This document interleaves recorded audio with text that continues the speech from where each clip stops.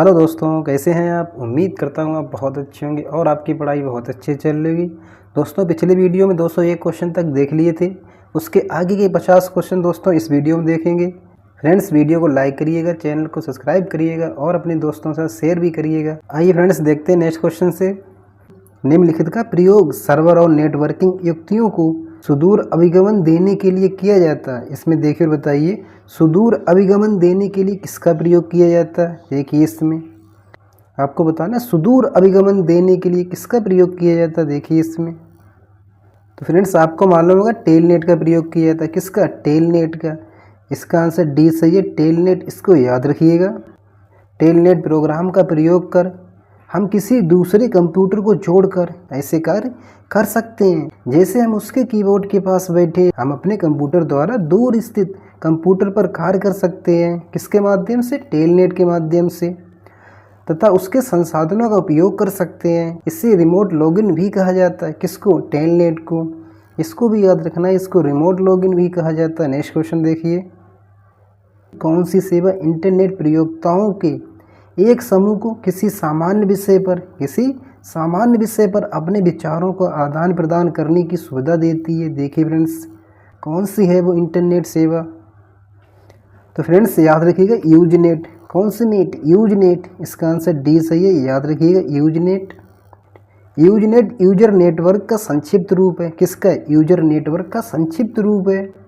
ये इंटरनेट आधारित एक ऐसी व्यवस्था है जिसमें अनेक वेबसाइटों को जोड़कर इलेक्ट्रॉनिक डिस्कशन फोरम की तरह कार्य किया जाता है। इसमें यूजर किसी भी टॉपिक पर अपने विचार देते हैं तथा दूसरे के विचार को पढ़ते हैं। ठीक है फ्रेंड्स, याद रखिएगा। तथा उसमें कमेंट टिप्पणी भी देते हैं।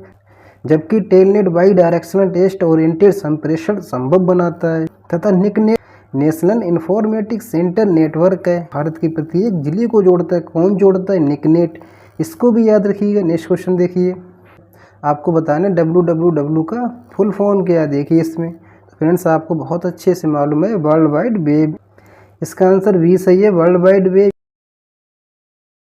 www का पूरा नाम वर्ल्ड वाइड वेब होता है। क्या होता है? वर्ल्ड वाइड वेब होता है। इसका विकास 1989 में टिम बर्नर्स ली द्वारा किया गया था। इसको याद रखिएगा, 1989 में टिम बर्नर्स ली द्वारा किया गया था। इसे 1991 में लोगों के लिए ओपन किया गया। लोगों के लिए कब ओपन किया गया? 1991 में। विकास कब किया गया? 1989 में। किसके द्वारा? टिम बर्नर्स ली द्वारा। ठीक है फ्रेंड्स, याद रखिएगा। नेक्स्ट क्वेश्चन देखिए, इनमें से कौन सा उपकरण सिंगल रूपांतरण करता है। इसमें देखिए बताइए, इनमें से कौन सा उपकरण सिंगल रूपांतरण करता है। देखिए इसमें, इसका आंसर सी सही है, मॉड्यूलेटर। इसमें देखिएगा, मॉड्यूलेटर उपकरण सिग्नल रूपांतरण करता है। ये किसी जानकारी को लंबी दूरी तक सिग्नल के रूप में भेजने के लिए उपयोग किया जाता है। ये डिजिटल सिग्नल को एनालॉग रूप में बदलने की प्रक्रिया है। ये डिजिटल सिग्नल को एनालॉग रूप में, किस रूप में? एनालॉग रूप में बदलने की प्रक्रिया है। ठीक है फ्रेंड्स, याद रखिएगा। सर्वर से जानकारी को पुनः प्राप्त करने के लिए, कहाँ से? सर्वर से जानकारी को पुनः प्राप्त करने के लिए किस प्रकार के HTTP अनुरोध का उपयोग किया जाता है। देखिए इसमें तो फ्रेंड्स, याद रखिएगा गेट का। किसका उपयोग किया था? गेट का। इसका आंसर सी सही है, इसको याद रखिएगा। गेट मेथड से हम किसी भी डेटा को रिट्रीव कर सकते हैं। गेट मेथड से हम डेटा को सर्वर पर स्टोर भी कर सकते हैं। कहाँ पर? सर्वर पर स्टोर भी कर सकते हैं। लेकिन डाटा URL से सर्वर पर जाता है। कहाँ जाता है? URL से सर्वर पर जाता है, जिससे इसे आसानी से हैक किया जा सकता है। ठीक है फ्रेंड्स, याद रखिएगा। नेक्स्ट क्वेश्चन देखिए, वर्ल्ड वाइड वेब का आविष्कार किस वर्ष किया गया। अभी आपने देखा था 1989 में। कब किया गया था? 1989 में। लोगों के लिए कब इसको ओपन किया गया? 1991 में। इसका आविष्कार किसने किया था? टिम बर्नर्स ली ने। ठीक है फ्रेंड्स, याद रखिएगा। वर्ल्ड वाइड वेब का आविष्कार 1989 में। नेक्स्ट क्वेश्चन देखिए, वर्ल्ड वाइड वेब क्या है। इसमें देखिए बताइए, वर्ल्ड वाइड वेब क्या है। देखिए इसमें वर्ल्ड वाइड वेब क्या है। इंटरनेट पर कंप्यूटरों के बीच सूचनाओं के आदान प्रदान करने का तरीका। एक साथ इंटरैक्टिव मल्टीमीडिया रिसोर्स के विशाल संग्रह में बांधा जाना। इसका आंसर फ्रेंड्स, याद रखिएगा, ये सही है। वर्ल्ड वाइड वेब क्या है? इंटरनेट पर कंप्यूटरों के बीच सूचनाओं के आदान प्रदान करने का तरीका, उन्हें एक साथ इंटरैक्टिव मल्टीमीडिया रिसोर्स के विशाल संग्रह में बांधा जाना। ठीक है फ्रेंड्स, याद रखिएगा। नेक्स्ट क्वेश्चन देखिए, निम्न में से कौन सा कथन गलत है, इसमें देखिए और बताइए निम्न में से कौन सा कथन गलत है। देखिए इसमें www में बड़ी संख्या में इंटरलिंक वेब पेज है, किसमें, वर्ल्ड वाइड वेब में बड़ी संख्या में इंटरलिंक वेब पेज है। सही है फ्रेंड्स, आपको बताना कौन सा गलत है। देखिए www का स्वामित्व यूएसए के पास है। देखिए फ्रेंड बताइए www का स्वामित्व किसके पास है। www का आविष्कार टिम बर्नर्स-ली द्वारा 1989 में किया गया था। कब किया गया था, 13 मार्च 1989 में किया गया था, ये बिल्कुल सही है। www का पूर्ण रूप वर्ल्ड वाइड वेब है, ये भी सही है। तो फ्रेंड्स याद रखिएगा इसका आंसर भी गलत है। इसमें आपसे क्या पूछा गया था, निम्न में से कौन सा कथन गलत है। वर्ल्ड वाइड वेब का स्वामित्व किसके पास है, गूगल के पास। ठीक है फ्रेंड्स, याद रखिएगा। नेक्स्ट क्वेश्चन देखिए, सी उच्च स्तरीय प्रोग्रामिंग भाषा में लिखा जाने वाला पहला ऑपरेटिंग सिस्टम कौन सा था। तो फ्रेंड्स याद रखिएगा यूनिक्स। कौन सा था, यूनिक्स। इसका आंसर सी सही है, इसको याद रखिएगा यूनिक्स। यूनिक्स ऑपरेटिंग सिस्टम सी और असेंबली लैंग्वेज में लिखा गया। इसका पहला संस्करण 1971 में रिलीज हुआ। ठीक है फ्रेंड्स, याद रखिएगा। नेक्स्ट क्वेश्चन देखिए, इंटरनेट पर मूल सामग्री को प्रकाशित करने की प्रक्रिया को क्या कहा जाता है। देखिए इसमें इंटरनेट पर मूल सामग्री को प्रकाशित करने की प्रक्रिया को कहा जाता है। देखिए इसमें क्या कहा जाता है। तो फ्रेंड्स याद रखिएगा वेब प्रकाशन। क्या कहा जाता है, वेब प्रकाशन। वेब पब्लिशिंग कोई वेबसाइट को तैयार करने, क्या करनी, तैयार करनी और उसको पूरा हो जाने पर किसी होस्ट सर्वर पर अपलोड करने की प्रक्रिया को वेब पब्लिशिंग कहा जाता है। क्या कहा जाता है, वेब पब्लिशिंग कहा जाता है। वेबसाइट तैयार कर उसे इंटरनेट या सबके उपयोग के लिए डालने की प्रक्रिया एक लंबी प्रक्रिया है जो कई चरणों में पूरी होती है, जैसे DNS domain name system, registration, web hosting, website design और विकास, प्रचार, रखरखाव। उसके बाद में वेब का प्रकाशन किया जाता है। ठीक है फ्रेंड्स, याद रखिएगा। नेक्स्ट क्वेश्चन देखिए, http www.rediff.com है, इसमें बताइए फ्रेंड्स ये क्या है। ये एक ईमेल एड्रेस है या वेबसाइट है। Internet application, internet ID. देखिए फ्रेंड्स बताइए ये क्या है। तो फ्रेंड्स याद रखिएगा ये एक वेबसाइट है। क्या, ये एक वेबसाइट है। http hypertext transfer protocol www.rediff.com, ये क्या फ्रेंड्स, ये एक वेबसाइट है। URL क्या है, देखिए फ्रेंड बताइए URL क्या है। इंटरनेट पर प्रदर्शित वेब पेज का पता। किसका पता, इंटरनेट पर प्रदर्शित वेब पेज का पता। किसका पता, इंटरनेट पर प्रदर्शित वेब पेज का पता। ठीक है फ्रेंड्स, याद रखिएगा। नेक्स्ट क्वेश्चन देखिए, त्रुटि संख्या डैश इंगित करता है। इसमें देखिए बताइए त्रुटि संख्या डैश किसको इंगित करता है।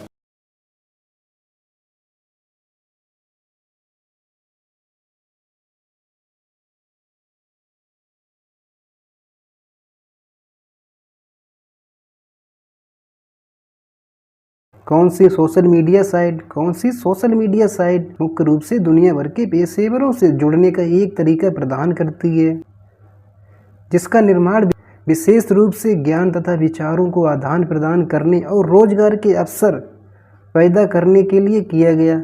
देखिए इसमें बताइए कौन सी सोशल मीडिया साइट है।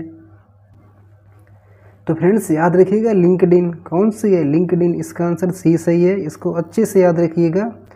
लिंक्डइन एक सोशल मीडिया साइट है जो दुनिया भर के पेशेवरों से जुड़ने का एक तरीका प्रदान करता है। इसको डिजाइन करने का मूल उद्देश्य ज्ञान और विचारों का आदान प्रदान करना। क्या करना, ज्ञान और विचारों का आदान प्रदान करना तथा रोजगार के अवसर पैदा करना है। ठीक है फ्रेंड्स, नेक्स्ट क्वेश्चन देखिए, निम्न में से कौन सोशल मीडिया प्लेटफॉर्म नहीं है। देखिए इसमें कौन सा सोशल मीडिया प्लेटफॉर्म नहीं है। पेटीएम, बिल्कुल सही है। पेटीएम एक एप्लीकेशन है जिसके माध्यम से मनी ट्रांजैक्शन तथा रिचार्ज, टिकट बुकिंग आदि कर सकते हैं। जबकि फेसबुक, इंस्टाग्राम, ट्विटर ये सभी सोशल मीडिया प्लेटफॉर्म है। ठीक है फ्रेंड्स, याद रखिएगा। नेक्स्ट क्वेश्चन देखिए, निम्नलिखित में क्या समानता है। इसमें देखिए और बताइए इनमें क्या समानता है। Facebook, Twitter, Instagram, Pinterest. देखिए फिर बताइए इनमें क्या समानता है, किस किस में, फेसबुक, ट्विटर, इंस्टाग्राम, पिंटरेस्ट। देखिए इसमें इसका आंसर डी सही है, ये सभी सोशल नेटवर्किंग साइट्स हैं। क्या है फ्रेंड्स, ये सभी सोशल नेटवर्किंग साइट्स हैं। सोशल नेटवर्किंग साइट एक ऑनलाइन प्लेटफॉर्म है जिसका उपयोग लोग अन्य लोगों के साथ सामाजिक संबंध बनाने के लिए करते हैं। कैसे संबंध? सामाजिक संबंध बनाने के लिए करते हैं। किसका उपयोग? फेसबुक, ट्विटर, इंस्टाग्राम, पिंटरेस्ट, ये सभी सोशल नेटवर्किंग साइट्स हैं। ठीक है फ्रेंड्स, याद रखिएगा। नेक्स्ट क्वेश्चन देखिए, निम्नलिखित में से कौन सा एक प्रकार का सोशल नेटवर्किंग एप्लीकेशन नहीं है? इसमें देखिए और बताइए कौन सा है जो एक प्रकार का सोशल नेटवर्किंग एप्लीकेशन नहीं है। सोशल नेटवर्किंग एप्लीकेशन नहीं है। देखिए इसमें फ्रेंड्स आपको मालूम होगा हैप्टिक, इसका आंसर क्या सही है? सोशल नेटवर्किंग एप्लीकेशन नहीं है। कौन सा? हैप्टिक। ट्विटर, फेसबुक और लिंक्डइन, ये फ्रेंड्स क्या है? ये नेटवर्किंग एप्लीकेशन है। ठीक है फ्रेंड्स, याद रखिएगा। नेक्स्ट क्वेश्चन देखिए, डैश सुविधा व्यक्तियों और संगठनों को वर्ल्ड वाइड वेब के माध्यम से अपनी वेबसाइट को सुलभ बनाने की अनुमति देती है। देखिए इसमें बताइए कौन सी सुविधा है जो व्यक्तियों और संगठनों को, किसको? व्यक्तियों और संगठनों को वर्ल्ड वाइड वेब के माध्यम से अपनी वेबसाइट को सुलभ बनाने की अनुमति देती है। देखिए इसमें तो फ्रेंड्स याद रखिए होस्टिंग, इसका आंसर बी सही है। होस्टिंग, वेब होस्टिंग एक ऐसी सर्विस है जो वेबसाइट को इंटरनेट द्वारा एक्सेस करने योग्य बनाती है। कैसे बनाती है?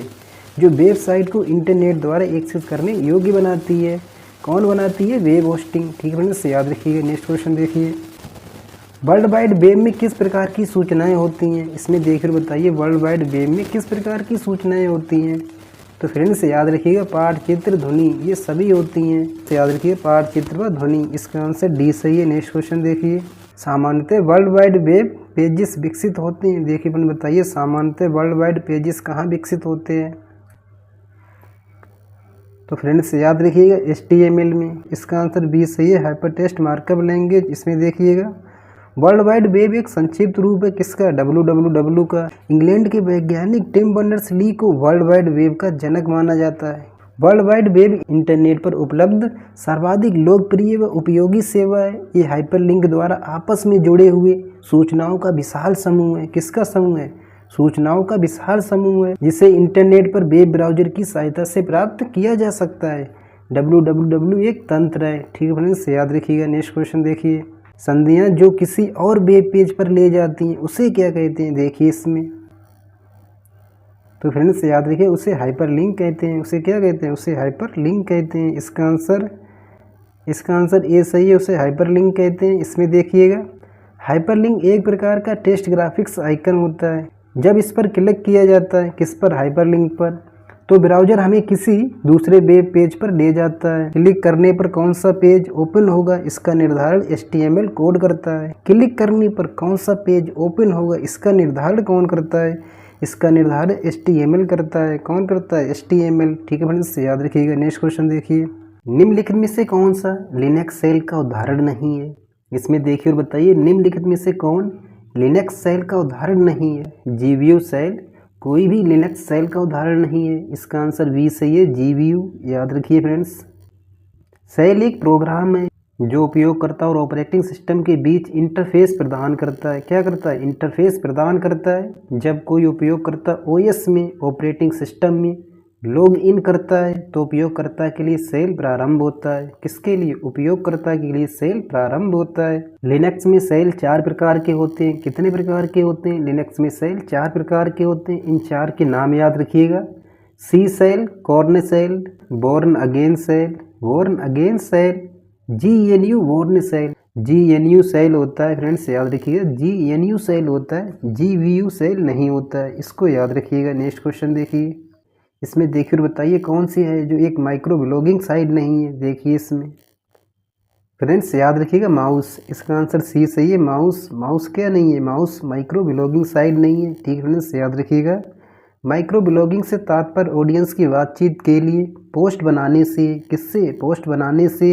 माइक्रो ब्लॉग पर पोस्ट में टेक्स्ट के अलावा ऑडियो, इमेज, वीडियो भी शामिल किए जा सकते हैं। Twitter, Tumblr, Pinterest, Instagram, Facebook आदि माइक्रो ब्लॉगिंग साइट्स हैं। ठीक है फ्रेंड्स, याद रखिए माउस एक कंप्यूटर की इनपुट डिवाइस है। नेक्स्ट क्वेश्चन देखिए, वेबसाइट का पृष्ठ जो विषय वस्तु की सारणी के रूप में कार्य करता है क्या कहलाता है? इसमें देखिए और बताइए वेबसाइट का पृष्ठ जो विषय वस्तु की सारणी के रूप में कार्य करता है उसे क्या कहते हैं? देखिए इसमें तो फ्रेंड्स याद रखिए उसे होम पेज कहते हैं। उसे क्या कहते हैं? उसे होम पेज कहते हैं। इसका आंसर बी सही है। ठीक है फ्रेंड्स, याद रखिएगा उसे होम पेज कहते हैं। नेक्स्ट क्वेश्चन देखिए, DOM किस तरह से वेब पेज को दर्शाता है? इसमें देखिए और बताइए DOM किस तरह से वेब पेज को दर्शाता है? देखिए इसमें तो फ्रेंड्स याद रखिएगा ट्री जैसी संरचना। कैसी संरचना? ट्री जैसी संरचना। इसका आंसर सी सही है। डीओएम एक स्ट्रक्चर्ड ट्री जैसे तरीके से वेब पेज का प्रतिनिधित्व करने का तरीका है ताकि प्रोग्राम और उपयोगकर्ताओं के लिए डॉक्यूमेंट्स के माध्यम से, किसके माध्यम से? डॉक्यूमेंट्स के माध्यम से ग्लाइड करना आसान हो जाए। डीओएम के साथ हम दस्तावेज ऑब्जेक्ट द्वारा प्रदान किए गए आदेशों या विधियों का उपयोग करके टैग आईडी क्लास विशेषताओं या एलिमेंट तक आसानी से पहुंच और हेरफेर कर सकते हैं। ठीक है फ्रेंड्स, याद रखिएगा। नेक्स्ट क्वेश्चन देखिए। प्रोग्राम जो HTML फाइलों और पृष्ठों को सर्व करता है क्या कहलाता है? देखिए इसमें इसका आंसर बी सही है, वेब पृष्ठ। वेब पृष्ठ कहलाता है। इसमें देखिएगा वही प्रोग्राम जो HTML फाइलों तथा पृष्ठों को सर्व करता है वेब पृष्ठ कहलाता है। क्या कहलाता है? वेब पृष्ठ कहलाता है। वेब पेज HTML का प्रयोग करके तैयार किए जाते हैं तथा हाइपरलिंक द्वारा एक दूसरे से जुड़े होते हैं। वही स्थान जहां ये वेब पेज संग्रहित होते हैं वेबसाइट कहलाते हैं। क्या कहलाते हैं? वेबसाइट कहलाते हैं। प्रत्येक वेबसाइट का प्रथम पृष्ठ जो उसके अंदर स्थित सूचनाओं की सूची प्रदान करता है, किसकी? सूचनाओं की सूची प्रदान करता है, होम पेज कहलाता है। और वह प्रोग्राम जो HTML फाइलों और पृष्ठों को सर्व करता है उसे क्या कहते हैं? उसे वेब पृष्ठ कहते हैं। ठीक है फ्रेंड्स, नेक्स्ट क्वेश्चन देखिए।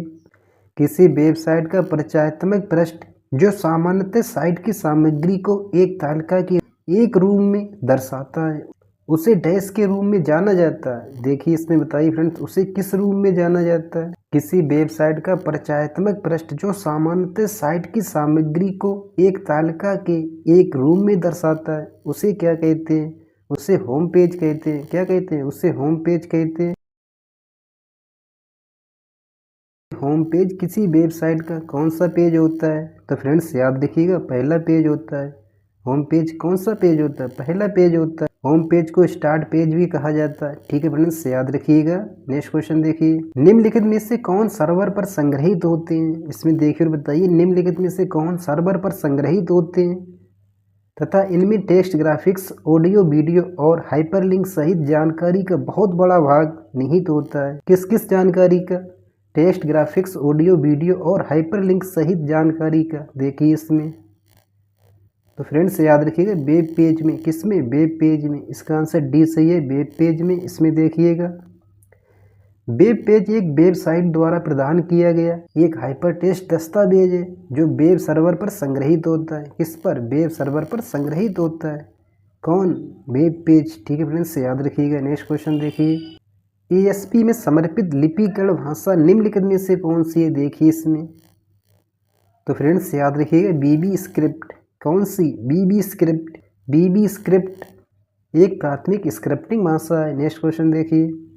आपको बताना इंटरनेट पर परस्पर क्रिया डाटा उन्मुख वेब अनुप्रयोग उत्पन्न करने के लिए निम्नलिखित में से किसका प्रयोग किया जाता है? देखिए इसमें इसका आंसर ए सही है, एक्टिव सर्वर पेज। क्या होता है फ्रेंड्स? Active server page. इसका आंसर ए सही है, active server page. ASP active server page. इसमें देखिएगा ASP active server page. Active server page का संक्षिप्त रूप है। ASP एक वेब पेज को बनाने के लिए डेवलपमेंट फ्रेमवर्क है। कंप्यूटर कोड को इंटरनेट सर्वर द्वारा एग्जीक्यूट करने के लिए इनेबल करता है। एक्टिव सर्वर पेज का उपयोग इंटरनेट पर परस्पर क्रिया डाटा उन्मुख वेब अनुप्रयोग उत्पन्न करने के लिए किया जाता है। ASP का एक अन्य पूर्ण रूप और भी है, इसको भी याद रखिएगा। अगर आपको ऑप्शन में मिले application service provider, application service provider ASP की ये भी फुल फॉर्म होती है। और इसको भी याद रखिए active server page, active server page, इन दोनों को याद रखिएगा। नेक्स्ट क्वेश्चन देखिए। वेब पृष्ठ पे डाटा एंट्री निम्नलिखित के प्रयोग से की जाती है। किसके प्रयोग से की जाती है? देखिए इसमें वेब पृष्ठ पर डाटा एंट्री। इसका आंसर ए सही है, फॉर्म्स। एक डाटा एंट्री वेबसाइट जिसे एक फॉर्म साइट भी कहा जाता है। क्या कहा जाता है? एक फॉर्म साइट भी कहा जाता है। वेब पर एक पृष्ठ है जो उपयोगकर्ताओं को किसी भी प्रकार की जानकारी प्रस्तुत करने की अनुमति देता है। वेब पृष्ठ पर डाटा एंट्री फॉर्म्स के प्रयोग से की जाती है। ठीक है फ्रेंड्स, याद रखिएगा। नेक्स्ट क्वेश्चन देखिए। जब किसी वेब ब्राउज़र द्वारा HTML फाइल का अनुरोध किया जाता है, किसका? HTML फाइल का अनुरोध किया जाता है, तो ये अनुरोध डिफ़ॉल्ट रूप से डैश के रूप में होता है। देखिए फिर बताइए ये अनुरोध किस रूप में होता है? तो फ्रेंड्स याद रखिए गेट के रूप में। इसका आंसर ए सही है। Web browser hypertext transfer protocol का उपयोग करके वेब सर्वर के साथ संचार करते हैं। जब किसी वेब ब्राउज़र द्वारा HTML फाइल का रिक्वेस्ट किया जाता है तो ये गेट मेथड द्वारा होता है। किसके द्वारा? गेट मेथड द्वारा होता है। गेट इसका प्रयोग विशिष्ट रिसोर्स प्राप्त करने के लिए होता है। इसका प्रयोग विशिष्ट रिसोर्स प्राप्त करने के लिए होता है। पोस्ट का प्रयोग नया रिसोर्स बनाने के लिए। पुट क्या करता है? किसी मौजूदा रिसोर्स को अपडेट करता है। किसका कार्य होता है? पुट का। इसको भी याद रखिएगा। फाइंड मेथड HTTP मेथड नहीं है, इसको भी याद रखिएगा। ठीक है फ्रेंड्स, नेक्स्ट क्वेश्चन देखिए। निम्नलिखित शब्दों में से कौन सा शब्द इंटरनेट कार्य प्रणाली से संबंधित है? तो फ्रेंड्स याद रखिएगा, ये सभी हैं। www world wide web, HTTP hypertext transfer protocol और ईमेल, ये सभी इंटरनेट कार्य प्रणाली से संबंधित हैं। इसका आंसर डी सही है, ये सभी याद रखिएगा। नेक्स्ट क्वेश्चन देखिए। डैश एक ऐसा सॉफ्टवेयर है, डैश एक ऐसा सॉफ्टवेयर है जो विशिष्ट कीबोर्ड के लिए वर्ल्ड वाइड वेब पर वेबसाइट्स की खोज करता है और परिणामों की एक सूची प्रदान करता है। किसकी? और परिणामों की एक सूची प्रदान करता है। तो फ्रेंड्स याद रखिए, सर्च इंजन है। कौन सा है? सर्च इंजन है। इसका आंसर डी सही है, सर्च इंजन। सर्च इंजन क्या करता है? वर्ल्ड वाइड वेब पर वेबसाइटों की खोज करता है और परिणामों की सूची प्रदान करता है। ठीक है फ्रेंड्स, याद रखिएगा, सर्च इंजन। नेक्स्ट क्वेश्चन देखिए। पारंपरिक मॉडेम लाइनों पर हाई स्पीड इंटरनेट एक्सेस प्रदान करने के लिए किस तकनीक का उपयोग किया जाता है? देखिए इसमें किस तकनीक का उपयोग किया जाता है? Asymmetric digital subscriber line, asymmetric digital subscriber line. इसका आंसर ए सही है, इसमें देखिएगा। पारंपरिक मॉडेम लाइनों पर हाई स्पीड इंटरनेट प्रदान करने के लिए ADSL, asymmetric digital subscriber line का उपयोग किया जाता है। ये एक डेटा संचार तकनीक है जो टेलीफोन लाइनों पर तेजी से डेटा ट्रांसमिशन को सक्षम बनाती है। किस पर? टेलीफोन लाइनों पर। नेक्स्ट क्वेश्चन देखिए। इंटरनेट सर्फिंग में निम्नलिखित में से सभी शामिल हैं सिवाय एक वेब ब्राउज़र शुरू करना। ये सही है फ्रेंड्स, एक वेब ब्राउज़र शुरू करना, किसी वेबसाइट का एड्रेस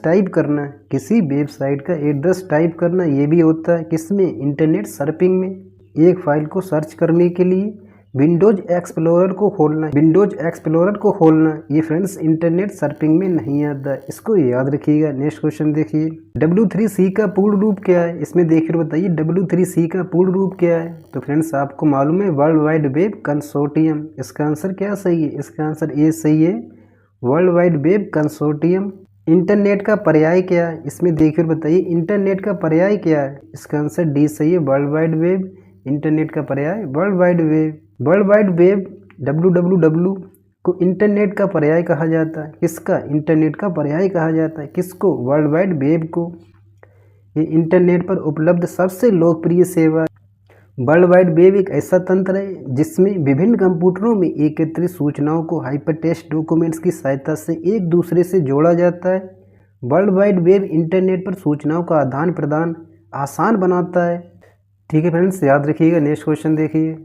निम्नलिखित में से किसे सुपर नेटवर्क या मेटा नेटवर्क कहा जाता है? इसमें देखिए बताइए, सुपर नेटवर्क या मेटा नेटवर्क कहा जाता है। देखिए इसमें, तो फ्रेंड्स याद रखिए, इंटरनेट को सुपर नेटवर्क या मेटा नेटवर्क किसे कहा जाता है? इंटरनेट को। इसका आंसर बी सही है, इसको याद रखिएगा। सुपर नेटवर्क या मेटा नेटवर्क के नाम से इंटरनेट जाना जाता है। नेक्स्ट क्वेश्चन देखिए। वर्ल्ड वाइड वेब एक हाइपरमीडिया सिस्टम है। वर्ल्ड वाइड वेब एक हाइपरमीडिया सिस्टम है क्योंकि वह दूसरे कंप्यूटर संसाधनों को जोड़ता है। वर्ल्ड वाइड वेब एक हाइपरमीडिया सिस्टम है क्योंकि दूसरे कंप्यूटर संसाधनों को जोड़ता है। नेक्स्ट क्वेश्चन देखिए। वर्ल्ड वाइड वेब को व्यवस्थित तरीके से ब्राउज करने और उन्हें स्थानीय भंडार में अनुक्रमित करने के लिए लगभग हर खोज इंजन का एक प्रोग्राम स्वचालित स्क्रिप्ट का उपयोग करता है, जिसे डैश कहा जाता है। देखिए फ्रेंड बताइए, इसे क्या कहा जाता है? तो फ्रेंड्स याद रखिए, इसे वेब क्रोलर कहा जाता है। Web crawler world wide web पर जानकारी खोलने के लिए सर्च इंजन है। कैसा है? ये सर्च इंजन है। ये एक डॉक्यूमेंट्स में सभी शब्दों को अनुक्रमित करता है, उन्हें एक डाटाबेस में जोड़ता है, फिर सभी हाइपरलिंक और इंडेक्स का अनुसरण करके उस जानकारी को डाटाबेस के माध्यम से यूजर तक पहुंचाता है। ठीक है फ्रेंड्स, याद रखिएगा। नेक्स्ट क्वेश्चन देखिए। निम्नलिखित में से कौन सा वैध वेबसाइट नाम है? इसमें देखिए और बताइए कौन सा वैध वेबसाइट नाम है? www.mywebsite.com। इसका आंसर ए सही है, www.mywebsite.com। नेक्स्ट क्वेश्चन देखिए। निम्नलिखित में से कौन सी इंटरनेट सेवा प्रदाता द्वारा प्रदान की जाने वाली सेवा नहीं है? इसमें देखिए और बताइए, निम्नलिखित में से कौन सी इंटरनेट सेवा प्रदाता द्वारा प्रदान की जाने वाली सेवा नहीं है?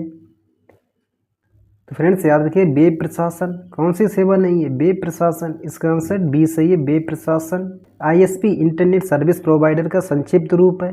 ये dial up access, wireless broadband internet access, ethernet तथा डोमेन नेम पंजीकरण जैसी सुविधाओं को प्रदान करता है, जबकि वेब पब्लिशिंग सेवा इसके द्वारा नहीं प्रदान किया जाता। नेक्स्ट क्वेश्चन देखिए, किसी वेबसाइट के पहले पृष्ठ डैश को कहते हैं? तो फ्रेंड्स आपको मालूम है, उसे होम पेज कहते हैं। क्या कहते हैं? उसे होम पेज कहते हैं। नेक्स्ट क्वेश्चन देखिए, इसमें देखिए और बताइए, वेबसाइट के संदर्भ में डॉट नेट का क्या अर्थ है? ये भी बहुत सरल है, नेटवर्क है। क्या है फ्रेंड्स? नेटवर्क। इसका आंसर सी सही है, नेटवर्क। इसमें देखिएगा, नेटवर्क डोमेन नेम का एक सामान्य टॉप लेवल डोमेन है जिसका उपयोग इंटरनेट के डोमेन नेम सिस्टम में किया जाता है। किसमें किया जाता है? जिसका उपयोग इंटरनेट की डोमेन नेम सिस्टम में किया जाता है। नेटवर्क नोड्स पर स्थित या आर्क द्वारा प्रदान किए गए संसाधनों को साझा करने वाले कंप्यूटर का एक समूह है। क्या है फ्रेंड्स? एक समूह है। कंप्यूटर एक दूसरे से डेटा आदान प्रदान करने के लिए जनरल संचार प्रोटोकॉल का उपयोग करते हैं, जो फिजिकल रूप से वायर्ड, ऑप्टिकल और वायरलेस रेडियो फ्रीक्वेंसी विधियों पर आधारित होते हैं। एफटीपी का पूरा नाम क्या है? इसमें देखकर बताइए, एफटीपी का पूरा नाम क्या है? बहुत इजी क्वेश्चन है, आपने कई बार पढ़ा होगा। File transfer protocol. इसका आंसर क्या सही है? File transfer protocol. ठीक है फ्रेंड्स, याद रखिए, इसका आंसर डी सही है, फाइल ट्रांसफर प्रोटोकॉल। ठीक है फ्रेंड्स, वीडियो को लाइक करिएगा, चैनल को सब्सक्राइब करिएगा और अपने दोस्तों के साथ शेयर भी करिएगा। मिलते हैं इसी तरह से नेक्स्ट वीडियो में। जय हिंद, जय भारत।